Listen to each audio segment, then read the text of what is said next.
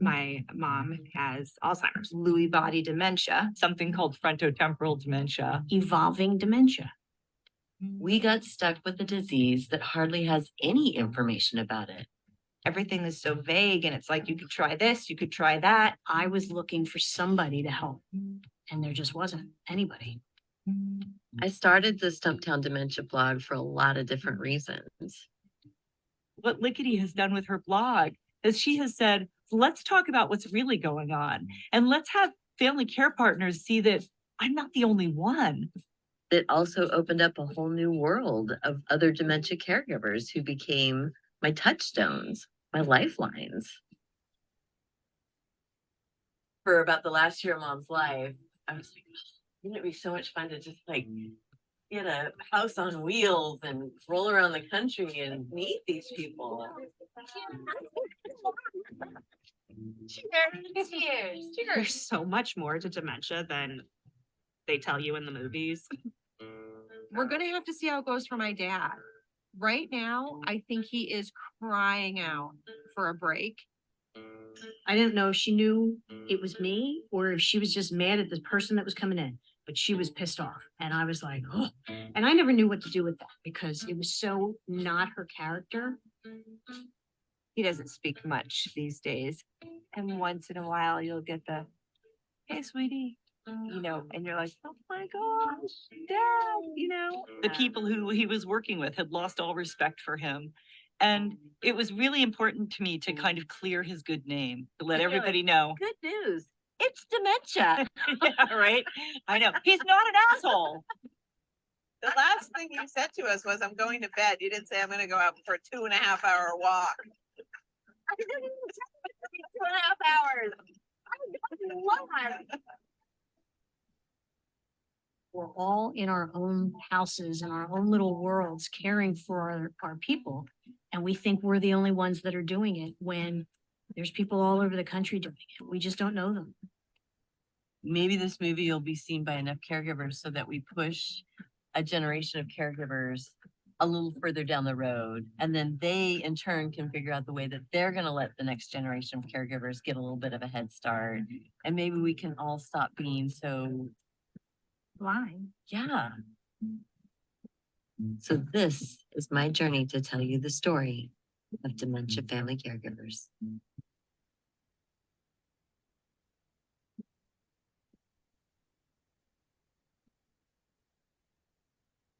Did that play all right? Yep, wonderful. Great, good, okay. Perfect. So wanted to welcome everyone to our discussion of the film Wine, Women, and Dementia with filmmaker Kitty Norton and Dr. Karen Jerome, who is helping to lead AMWA's Caregiving Initiative. I'm Dr. Eliza Chin, Executive Director of the American Medical Women's Association. This discussion and screening has been in partnership with the Federation of Medical Women of Canada and also with sponsorship by Dr. Karen Jerome, Dr. Douglas and Eliza Chin, the National Alliance for Caregiving, and Dr. Simone Brown. So with that, I'd like to introduce our two wonderful speakers. Kitty Norton is director of the film Wine, Women, and Dementia. In 2016, Kitty left her job as an NBC assistant editor in Los Angeles, California, for her hometown of Portland, Oregon, to walk, stumble, crawl with her dementia mother to death's door. While doing so, she authored the dementia caregiver blog, Stumptown Dementia, writing tales of dementia life, not dementia death, which resonated deeply with readers around the world. Wine, Women, and Dementia is Kitty's first feature film to honor this journey with her mother, to spread awareness of the caregiver side of the equation in dementia, and to celebrate family caregivers, to let them know they are not alone and that they are worthy of being seen and respected alongside their dementia person on this difficult road to the end of life. We also have Dr. Karen Jerome, recently retired after a 35-year medical career as Vice President and Chief Quality Officer at MedStar Washington Hospital Center in Washington, D.C. Before joining MWHC, Dr. Jerome was the medical director for quality and care management at Holy Cross Hospital in Silver Spring, Maryland. And prior to that, she served the Silver Spring community as a primary care internist. These days, Dr. Jerome is enjoying reading, crossword puzzling, tending her garden, walking, and volunteering in her community, meditating, and visiting with her parents. She has recently become involved with the AMWA Caregiving Initiative, and undertaking near and dear to her heart. And I will also put in the chat a link to a blog post that Dr. Jerome wrote for AMWA, for this event, and we'll also put in links related to the film. So I'm going to hand the microphone over to both of you. I think, Dr. Jerome, you'll start us off. Yes, thanks. Good evening, everyone. So glad that you're here with us, and so happy to have Kitty Norton with us because she's just done something incredible. I hope that you all have had the opportunity to see the film. If not, given the little snippets that you saw in the trailer, I encourage you to see it subsequently because it's really quite remarkable. So I wanted to start by sharing a little bit about why it is that I'm interested in the AMWA Caregiving Initiative. I finished my medical career, my professional career this summer. And, I think back a lot about, part of it is, to do my own thing, but also to help take care of my parents. My elderly parents, they're 90 and 91, I was able to get them moved to the DC area, close to me, just a few months before COVID, remarkably. And so I knew that they needed help. My 91-year-old dad's taking care of my 90-year-old mom who has Alzheimer's disease.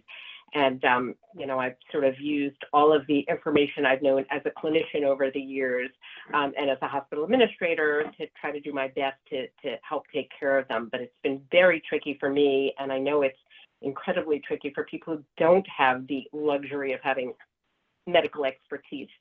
And so I think it's really important for us to hear from Kitty and listen to her, and so she can tell the sort of family caregiver side of it and help to inform us about how we as physicians, providers, healthcare providers can do better for our patients and for their family members who are caregivers. So I want to turn it over to you, Kitty, and let's just start. Tell us about your mom. Tell us your story. Tell us her story. My mom was kind of reserved with people she didn't know, but she was the third child of 9, and she raised all of her younger siblings. The last child in the family was born on the day she graduated from high school. So she had a lot of little girls and boys that she was raising before she decided to have my sister and I. Both my parents had, in fact, all my extended family had a really great sense of humor, kind of self-deprecating. I remember once somebody got after me about how much I teased them, and I said, if I didn't tease you, that means I just don't really care about you. That's how we work in our family, My mom worked at a bank. She was a stay-at-home mom until I think my sister went into 5th grade, and then she worked at a bank. Loved to quilt. Loved to do whatever my father was doing. They were big outdoors people, deer hunting, fishing, camping. They had a huge RV that we sold after Dad died, because I didn't know what to do with that. But they were just lovely, ornery people. They were my mom and dad with their great attributes and their downsides, and we all just accepted each other. Sounds like you grew up in a great family. Except for my sister. Tell us, except for your sister. We were having so much fun when it was just the 3 of us. They had to go have another one. Oh, well. We'll forgive them that, yes. And then you had a partner in crime in those years when you were taking care of Mom. So tell us how it was you went from, okay, here we are, thrown together taking care of Mom, and what got you involved in this blogging? How did you come to create that? We first of all, I needed something creative, and I needed something that was my own during this journey. And I was kind of trying to figure out what that might look like. When mom's primary care physician suggested we had gone to the doctor with mom, and we're asking questions and a lot about resources, like what's available to us. We don't even know what's going on in this world. So she had sent us to a social worker in her office. And as we spent the hour with the social worker, who clearly just didn't have any information, every time I would say, well, we found this to kind of, fill our days with. And is there something similar to this? Or, I hear there's dementia choirs. Do you know of anything else in the area? And, just looking for like help, like how do we figure out if we can get subsidized respite care, and she just had no information. And at one point she looks at me and she says, you know a lot more about this stuff than I do. You should write a blog. So I did. And initially I thought it would be more like just letting caregivers in the Portland metro area kind of know what was out there, but that's not really how it turned out. And I found that what was really cathartic for me was just writing the stories about our day, about what our life, about, mom tried to pick up a dude in the grocery store today. How's everybody else doing? He seemed a little stunned and then slightly flattered. Just the story, Yeah. the good, the Yeah, bad. yeah, no, I think that's wonderful. And then, as you said, you said you started to sort of meet these other amazing people around the country who were on their journeys. And I found, as I've traveled this road myself, it's so helpful to talk with friends, colleagues who are going through their own dementia stories with their families now. And, I have one friend and I'll say, oh, this was today's catastrophe. And she'll come back to me with her today's catastrophe. And sometimes mine is worse and sometimes hers is worse, but we each understand and know because we've lived and are living what the other is. So, Yeah. So one of your blogs that really struck me is one that you wrote in 2020 called If I Was in Charge of Dementia. And I think that's really, and maybe we can get it posted also for our AMWA colleagues, as just as Eliza was going to post mine, because and that's really a cry out for, oh my gosh, these are all the resources that we didn't get. This is what we needed. And I think we as healthcare providers need to understand and know that. So talk about that a little bit. The thing that we don't realize as caregivers when we start down this path with our dementia person, and they don't realize it either, is that the medical community does not have answers. And not everyone else, but most terminal diseases, the doctors are the people you go to for like, here's what you're going to try. Here's what, here's the care plan. They don't do that for dementia. Mom got a couple of prescriptions. I was with her at the appointment that she was diagnosed at. She got a couple of prescriptions and a brochure, and well, we'll do in 6 months, we'll do some more brain tests. And that was it. And my father was there for that first 6 years. And he had more information because, they're both older, so they know some more about Medicare and what's available to them and stuff like that. But after dad died, I mean, my sister and I were just thrust into it, and we had no idea. I didn't even know. Like, it would have been lovely if our primary care doctor would have said, hey, there's an area or an agency on aging and disability in every state and sometimes different counties. So why don't you start there? I didn't even know something like that existed. There was everything that we found by Googling, and we had a really good primary care physician. When she didn't know the answer to something, she would send us off to somebody else. But what we found is nobody really was taking the time to find out things for dementia households. We weren't, it's a disease that is not a priority. And I don't know why that is. I think in the community, we always say, well, you know, if they can't cure it, they don't really care about it. So, but that's just us little caregivers going, we don't know that for sure. That was just our assumption. So yeah, it would be incredible if the person that you expect to have the answers about any health related situation at least could start pointing you in the right direction. And that was not our experience. And I believe it's changing, but still, I'm still very active on forums and other social media.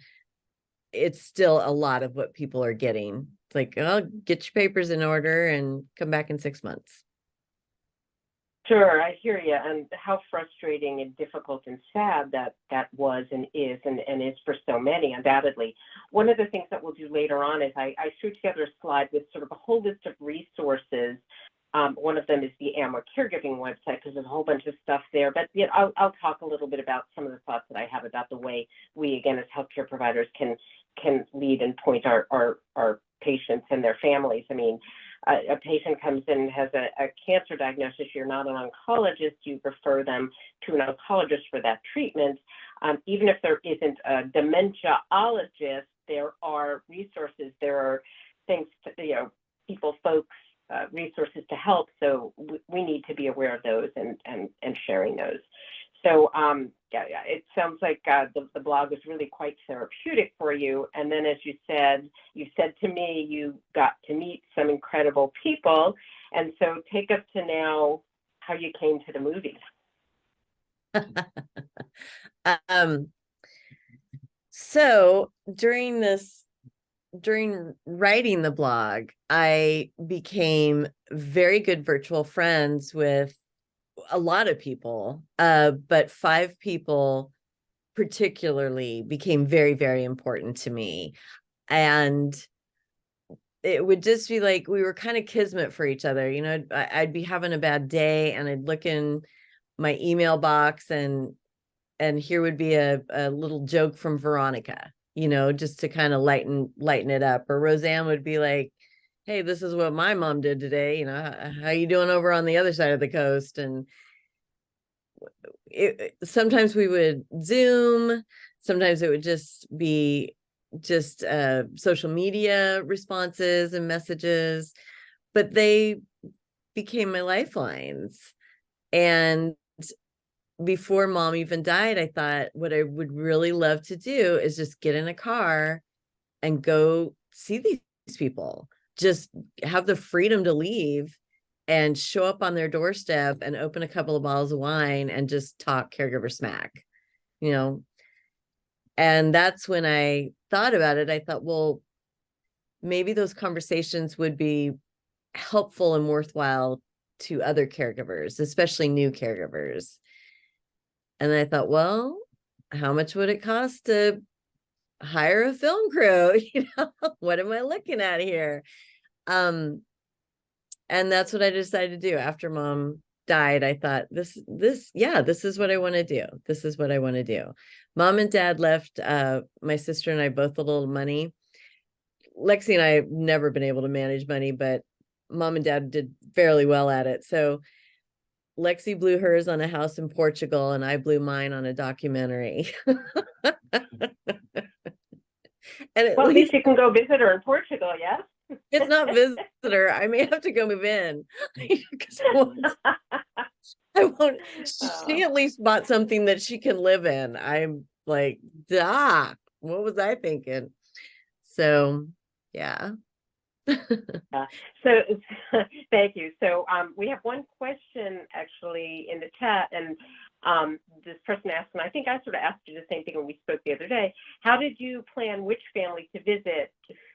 Who may benefit the most? I imagine some more isolated than others. And yeah, it was interesting because you ended up choosing a variety, people with whose family members had different types of dementia. So that there was something really interesting about that. So how did you choose your people? Um, the 5 people that I went to see were chosen because they were my friends, because they were the 5 people out of all the people that, we got to know. Mom was kind of in England for a while. She had an Australian contingent who was doing a lot of the blog reading and checking in, but the 5 people in particular, like I said, before I even thought about the movie, those were the 5 people I wanted to go see. And once I decided I was going to do a movie, I started to look at us as a group. And I was like, okay, we've got one long distance caregiver. We've got a spouse who was dealing with the husband and early onset dementia. We've got, 2 daughters. We've got one daughter who went to help with a grandma, to help her mother take care of her grandma. And within the year, the mother was diagnosed. So she, what's this like? We've got a husband and wife team where each one of them has a parent who has dementia. How are they managing this? So I was happy that I started to look at everybody and go, hey, we've got a real variety here. I do wish it would have been a little bit more racially diverse, but I'm guess maybe my writing just never really got picked up with a bigger caregivers of color community. So that would have been nice. I did have some people I was going to go meet on the road that I knew was like, oh, Venitra and yeah, Angelo, but some of the, everybody was caregivers, and I didn't always get to meet people. So I wish it would have been a little bit more racially diverse. I also wish it would have been a little bit more economically diverse. Everybody was doing okay. And the only 2 people who were pretty broke was me and Veronica, but you couldn't tell it because we're both living in our parents' nice house. But we're also, I wish I'd have had somebody living in an apartment, and trying and having to work and do this at the same time. I wish that could have been like an inclusion, but it was, when I chose these people, I chose them because they were my friends, and it was before the idea of a movie. This was always what I was going to go do, was meet these 5 people. I appreciate your sort of, thinking now about the diversity and the economic differences and so on, but I think you did an incredible job. Really, I've seen it twice now. I'll likely sit down and watch it again. It's really, really compelling. Any particular stories or lessons that you learned during the making of the film? Well, I know you learned about how to deal with the gray water and so on in the RV, but anything deeper than that. Oh boy, and that was hit and miss at every trailer park. At one point I was telling Beth, it's like, I'm just destroying America one dump station at a time. It's just an ecological mess. I think I learned a lot more internally about myself than outwardly. Of course I learned a ton, because while I worked in post-production, I was just an assistant editor, and this was scripted series, and a documentary is a whole nother ball game. So every day, and still every day, I'm learning. But one thing I think I learned about myself was that when I have such a strong vision for something, don't compromise. And most people who worked on the film had no concerns about compromising. They just wanted to support it. And someone else did not. And that was really difficult for a while, because I very much second guess myself a lot. And I've noticed lately in the last couple of years, I don't really do that anymore. It's like, no, this is my gig, and you're either on board and supporting it, or thank you for stopping by. Sure. It gave me self-confidence, I guess. Yeah. Self-confidence. Sure. So I think we already touched on this, the resources, learning about resources. You really sort of had to go out there, as you said, and Google it. It wasn't really laid out for you by a provider, which is difficult. What we're a bunch of healthcare providers, a bunch of doctors here. You have a captive audience. What do you want us to know about what we can best do for patients and their caregivers, making sure to include the caregivers in the equation? I would say for me, I think one of the biggest seismic changes that could happen in this journey is that the diagnosis comes with hope. You know, again, I have followed the baby boomers my whole entire life, and the baby boomers just don't put up with shit. And they're not going to, the men couldn't have sex and suddenly we had Viagra when everybody was turning 40, 45. All the plastic surgery because the older women were like, I don't want to live like this. I don't want to look like this when I get older. And I think the same is true for dementia. I see so many people on Twitter, on social media who are living with dementia, writing books, making their own media, their own social brand about this is how you live with dementia, and I think the diagnosis itself, while it's shocking, I think doctors can just start with, hey, you got the short end of the stick, but you still got a lot of life to live. So let's figure out how you're going to live your life and how your care partner is going to live their life. I think that's huge. Dr. Monica, for us, the greatest resource she gave us was a geriatric psych doctor. And that's another thing a lot of caregivers don't know about. And I know part of that is because geriatric doctors anyway, regardless of their focus, there are not very many in the US, but that our geriatric psych doctor turned out to be the most valuable person on mom's care team, just wonderful. Worked with us whenever some really crazy dementia manifestations were coming up. She was like, hey, let's give this a shot. I want you to look at this and we'll see if the dosage is working at the hour that we're giving it, or if it's not working at all, let's try something else. I mean, you can't get rid of anything in dementia. You can't make this journey easy, but you can certainly make it easier. And when my mom hit the rage stage, and for a full year, like she was just shaking with anger every day, we needed help. It was hard for us to take, but my God, her little body she'd get so wound up. I'm like, we've got to find something that can help her. So that the geriatric psych doctor was amazeballs. I don't know. I think if we just started this journey, understanding that the end of life journey is difficult and it's tough, and dementia's twice as difficult and twice as tough, but it is still life. Go home, get your grieving out of the way, come back, because we got ideas for you to start moving and grooving and figuring things out. Yeah, no, that makes a lot of sense. That makes a lot of sense. And actually, I am lucky to have an excellent resource. My med school roommate is a geriatrician on the faculty at Boston University, and she and I had a nice long chat a few weeks ago. And I'm sort of going to just share right now some of the ideas that she suggested. And so, Kitty, to know that there are ways, that we are hopefully starting to do better at caring for patients and families.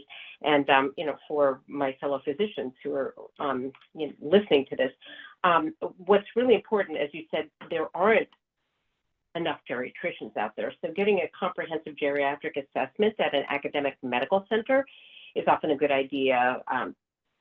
Again, Boston University is the one where my friend is.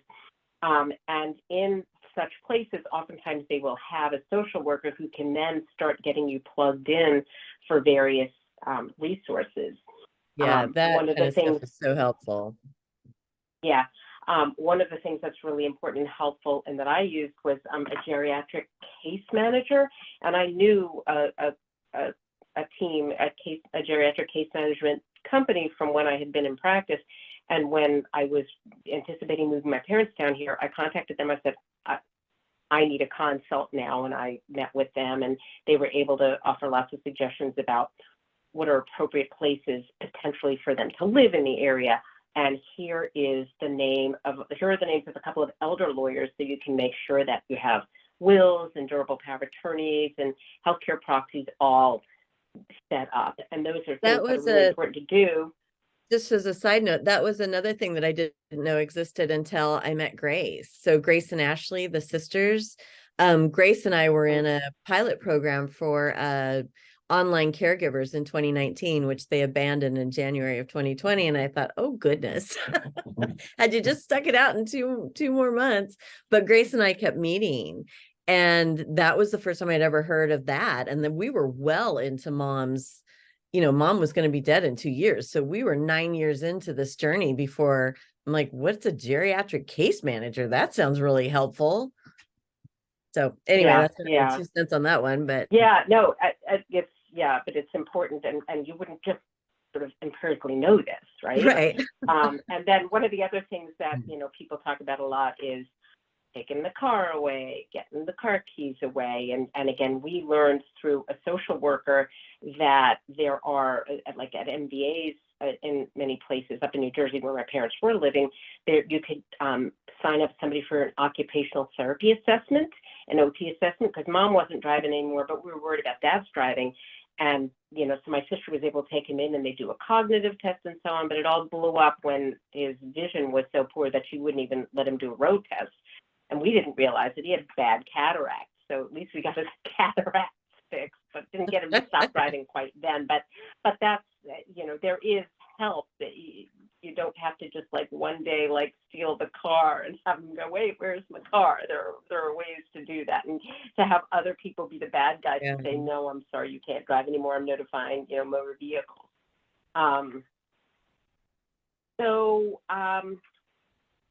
Went on this journey. You learned a lot about documentary filmmaking and a lot about dementia and so on. What's next? So we've spent this year doing film festivals and community screenings that didn't interfere with film festivals, because a lot of people don't realize this, but you can't just go to any film festival. They don't want your film. Some of them won't even, so you can't even submit your film if it's already shown somewhere else. So we did our community screenings, did film festivals. As of November, because this is National Family Caregivers Month, this was our public rollout. So we've had screenings all over in person in the US. In fact, I go to Dallas tomorrow morning for the very last in person. We had one in Seattle today, one in Dubuque, Iowa yesterday.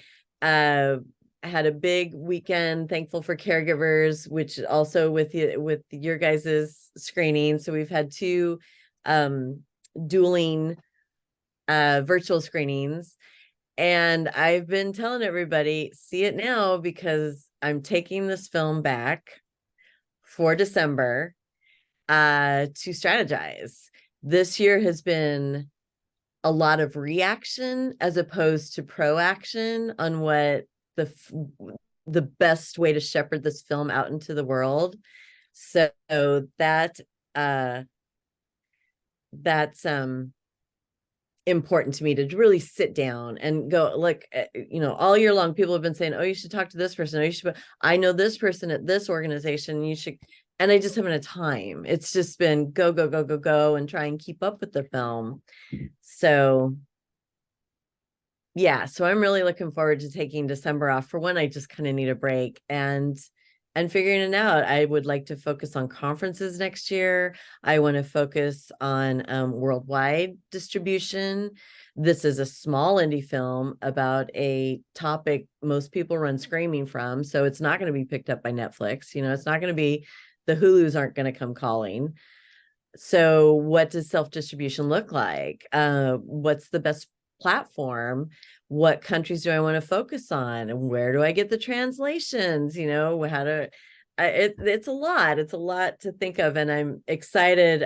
Beth, who was with me on the trip, and my friend Joyce and I, who she's worked a lot in TV, we're gonna sit down and do 3 strategy sessions more if need be in December and really have a plan and then work the plan instead of here's the plan and oh, now we spend the whole year trying to catch up to it. Yeah, no, it sounds like you're being really strategic about this, and glad that you're taking a little downtime to to relax. So I'm just looking at the Q&A. So we have a Dr. Chumley who actually shared that there is the Association of Black Women Physicians, and they have an initiative with people of color with dementia. So that's really great to hear. And she's offered a couple of other caregivers, Guardian, Nadine Cornish, Help for All Caregivers, just had a caregivers tea in person and Zoom. So she's sharing some additional information. I think Eliza, Dr. Chin mentioned that I guess ABWP is sort of aligned with or affiliated with AMWA, American Medical Women's Association. So that's helpful to hear as well. Okay, so yeah, just so you know, I don't know what I'm doing wrong, but I can't see the chat. All I can see is our chat. So I'm not seeing any other. Oh, yeah, I don't. Do you have a And screen? that's fine. Are I you just full want you to know screen, I can't catch anything because I can't see it. Okay, well that's why I'm looking at it and trying to share good. that. I think given that we're at the 20 minutes to go mark, let's get up those couple of slides that we put together just so we can show those resources, and then maybe open up to some more questions and see what else we're thinking about. So Eliza, if you can bring up those slides, please. Sorry, I'm just getting them up. Great, thank you. Just hold on. Okay, yeah, Association of Black Women Physicians is a partner org for AMWA. Okay, great. So, yeah.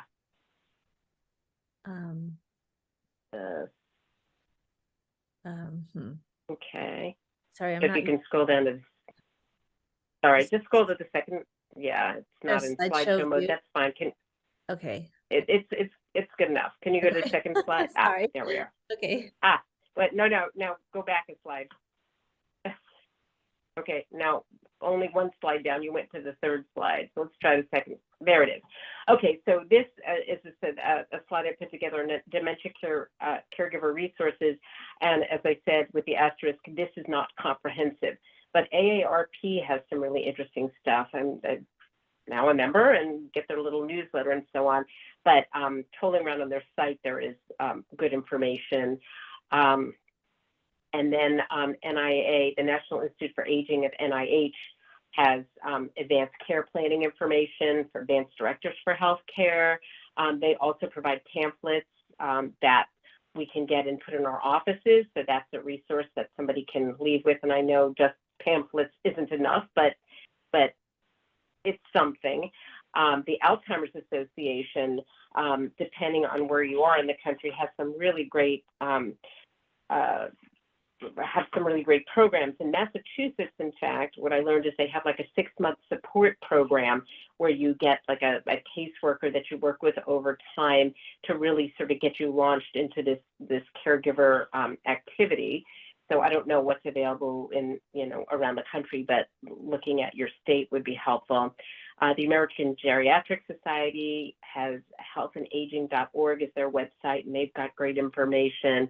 One of the things that you had mentioned earlier, Kitty, is the area agencies on aging, and that's information by state. And I think it sounds like you found some good information for your location through that. The AMWA website really has a ton of stuff on it. And in fact, one of the things that I sat down and looked at today was there's something called carebrains.com. And I guess they're partnering with AMWA on this caregiving work.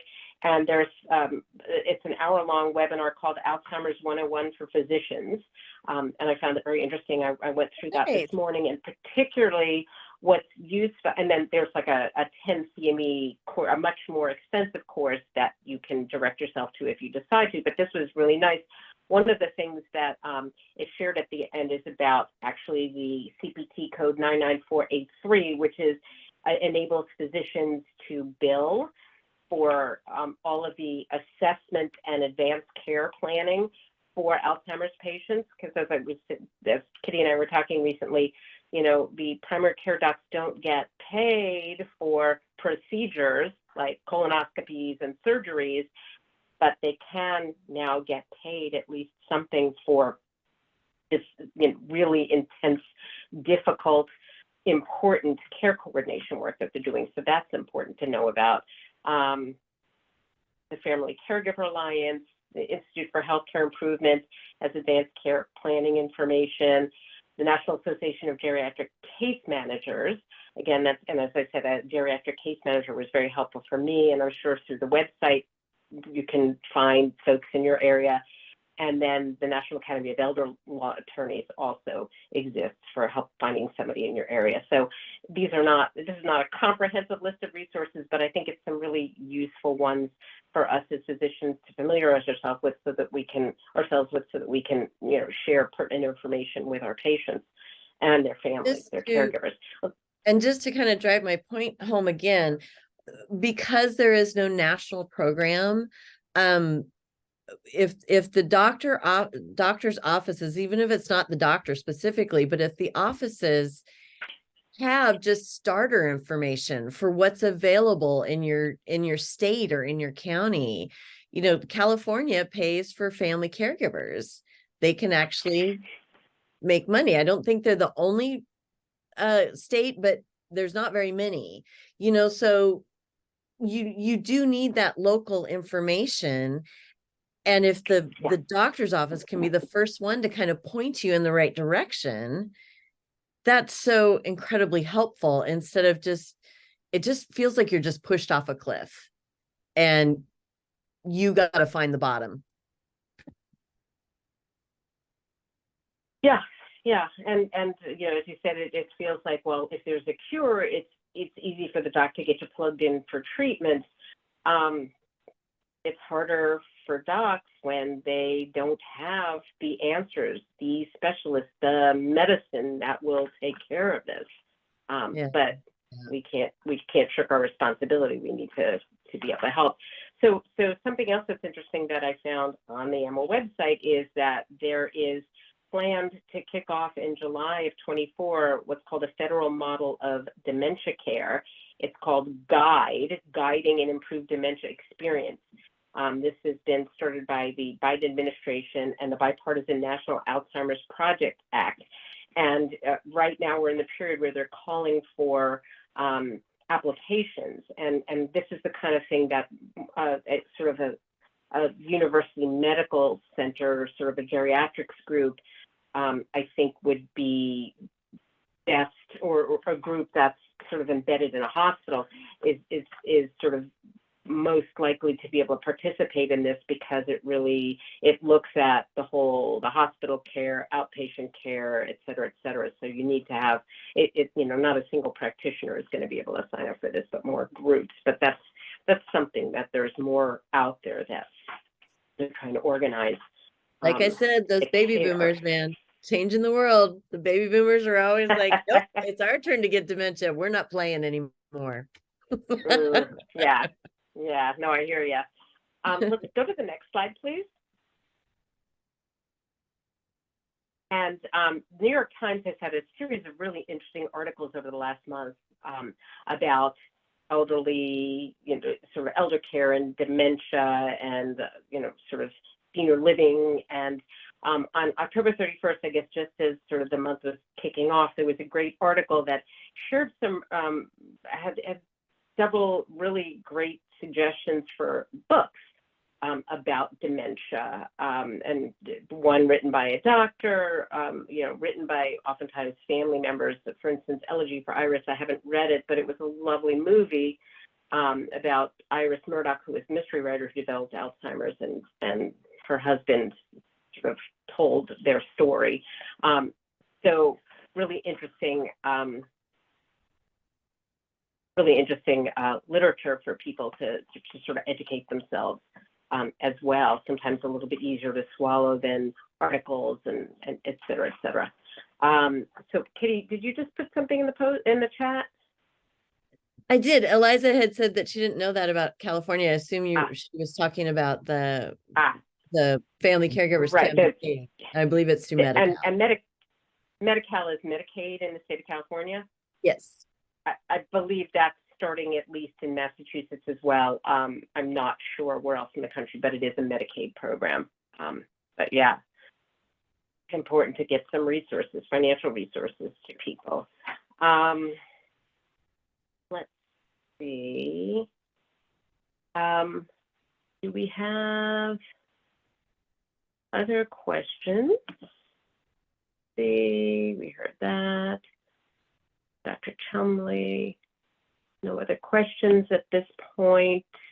You see Actually- what's in the chat, just trying to keep an eye on Yeah. all this. Eliza, Yeah, I have a hello? question. Yeah, I have a question. I just, the trip around the country in an RV really got me interested. That's been my dream. My my kids will always laugh at me about that. But where's the RV now? Are you planning another trip? And you joked about kind of going to live with your sister, but you've got an RV to live in too. I can just see me trying to freighter that over. The Gloria is covered in a covered building, but she doesn't.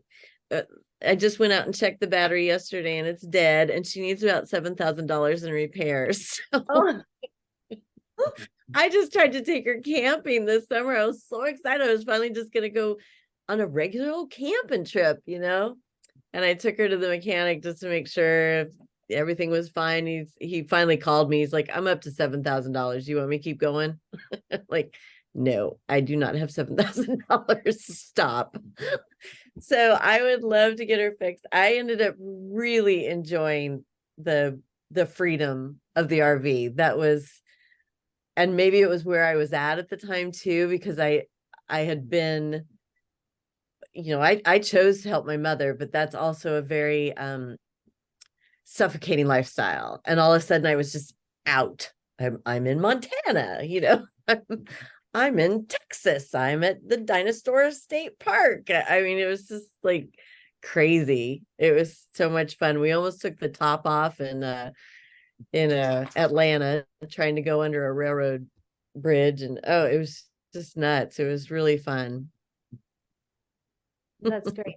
And so did you think about that, while you were caring for your mom, that this was something you wanted to do, or was it just somehow afterwards, just feeling like, needing to get out and travel and meet? I think it was happening maybe about 3 months before she died. I was just starting to feel that suffocation more, and just like, oh, I just want to get in a car and drive away, and then it turned in, well, I could take Barnaby with me if I have an RV, and then we won't have to pay for hotels. We can sleep in people's driveways. All we need to do is plug in so the air conditioner works. But the one thing about the Gloria though is she gets 8 miles per gallon. And I'm also looking at like the climate change stuff. And I'm like, okay, so this, A, it's not financially feasible. And B, do I really want to, be a part of the problem? So I'm not sure what's going to happen to the Gloria, but it definitely, I definitely would not do big trips with her anymore. Yeah. Oh, that's wonderful. Well, she served a great purpose, obviously. Oh my Yeah. goodness. Yeah. Served you Just well. like mom. Just like mom, old, smelly, and a little grumpy. And I'm just curious, did you have an idea of what you wanted to cover in the film when you kind of set out to meet people and film these conversations? Yeah, I did. And everybody got asked a certain set of questions that were all the same. But then there was very specific things that I wanted to focus on with specific people. Like we had a big part in the film about relationships, because I found Veronica, going to help her mom, and then suddenly a year later, it's her mom is also diagnosed while they were both caring for their grandma. And then the Lindsay and Matt story, I thought that was really interesting. How do you raise 3 little girls, keep a marriage together, and both of you are taking care of dementia people? Roseanne and I talked a little bit about that sandwich generation also. Several people have also stayed in dementia. So we talked a lot about that. Like Allison started Zinnia TV. Roseanne does a podcast, Daughterhood, the podcast.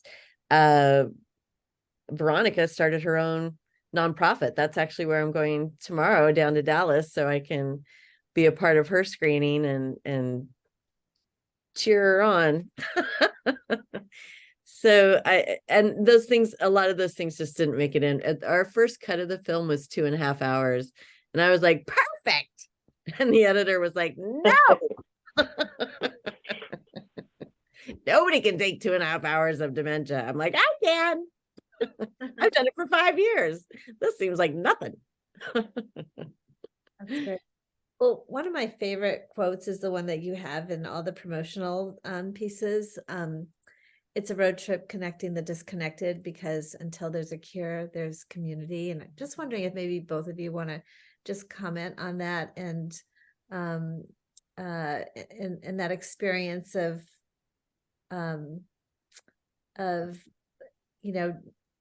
is being a caregiver, is that even though you're with someone all the time, yet also just that kind of feeling disconnected maybe from the rest of the world, and how this journey has been for both of you. You want to go first, So- Karen? Sure. So my situation is a little bit different because I'm not living with my parents at this point, but was able to get them. They're 20 minutes away from me, so that's good. So I have made the occasional middle of the night trip over there when there's been an emergency, and happily I can do it. But really trying to support my dad, and before COVID, he was able to get on the little shuttle bus. They're in a senior continuity care community, which is great. They're in independent living now. They can subsequently move to assisted living and memory care and rehab, nursing home, as they need over time. So there's a safety net there, and there's a medical center there, and there's the call, if there's an emergency, they can pull the cord, and the very sweet security people who come are actually trained as EMTs. So I've gotten on the phone with them, and they've told me what's going on, and they've done a nice assessment, and I can say, okay, I can be there in 20 minutes, and they'll say, all right, we know your doctor, you're coming, that's fine. We don't have to call 911 and send her off to the hospital. So I feel like I've got sort of a safety net that way. I feel really lucky that I'm a physician because, at 2 a.m. when I get the call, I can go over there and figure out, no, I can handle this. We don't have to take her to the emergency department, which is catastrophic for anyone, but particularly for someone with dementia. So, so it's hard. It's really hard, but I'm not there living it every day as Kitty, you and your sister were, as so many other people are. So I feel fortunate that way, but still it's, I sort of some days feel like, okay, what's going to happen next? I went to the movies yesterday and my dad calls and I let it go to voicemail. Then he calls my husband. He lets it go to voicemail. Then I texted my sister, who wasn't at the movies with us, who lives in New Jersey. I was like, hey, Dad's calling us. Is there an emergency? I really wanted to see the movie. And, she took care of it over the phone. You just needed to be talked through something. So that was, it's hard though. And as I said, I have friends who are going through this with their parents, and to just be able to share, as Kitty, you described, well, this is what we had happen today. Oh yeah, that's what we had happen today. And you laugh, you cry, and you just sort of get through it. Yeah. I would say in response to that, I hear a lot from people like if they weren't 24/7, then somehow they don't feel like a real caregiver. And I think that's bullshit. I think there's a ton of ways that you care, and everybody's life changes. For one, you've just come face to face with the fact that somebody that you love very much is going to die. So we all share that in common. Not everybody's dumb enough to move in with their mother to take care of them. Some of them are smarter and just have their parents move 20 minutes away, But when people have their person in memory care, well, then you're a caregiver advocate. that person can't speak for themselves. You are still on call 24/7, and in dementia, when things get really bad, your person could be tossed out of that memory care. And then, it's a different road, but we're all caregivers. We're all doing it, and we're all facing a lot of the same feelings and the same pain and the same joys, So anyway, I just wanted to say that. What specifically about the tagline, Eliza, a road trip connecting the disconnected. I wanted people to understand that this was going to be a very different dementia movie. This is not your mother's sad story dementia movie. It's not like, oh, everybody's gonna cry at the end. And it's a road trip, it's a buddy movie, it's a rescue a damn dog movie. It's giving your mom a banana phone movie. It's like it's I wanted people to see the rawness of it, the humor of it, the pain of it all together. Because for me, the whole point of the film is this is life, you guys. It's life. And we got to live it. So the tragedy narrative never did me any good. If it's doing you good, then stay there. Then be there. Relish it. But I know a whole bunch of us who are like, I cannot watch one more cry, sappy, Alice doesn't live here anymore, or whatever the hell that movie was. Still Alice, just Still like, Alice. oh my God. I'm like, people have to live through this disease. It can be, 2 to 20 years. Find another way if you're ready to. We did it a little differently, and if that appeals to you, try it.